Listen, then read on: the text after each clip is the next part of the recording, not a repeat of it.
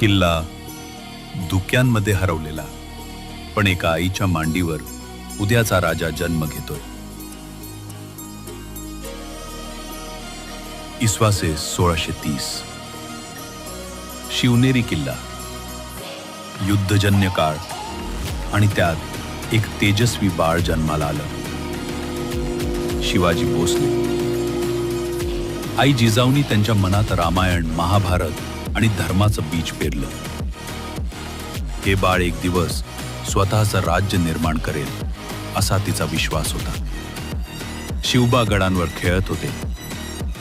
तलवार, डोंगर आणि स्वप्न हेच त्यांचं विश्व होतं. आणि त्यांच्या डोळ्यात होतं एकच शब्द, स्वराज्य. हा जन्म फक्त राजपुत्राचा नव्हता, हा जन्म होता स्वराज्याच्या धडधडीचा. पार्ट 2 पाहायला विसरू नका.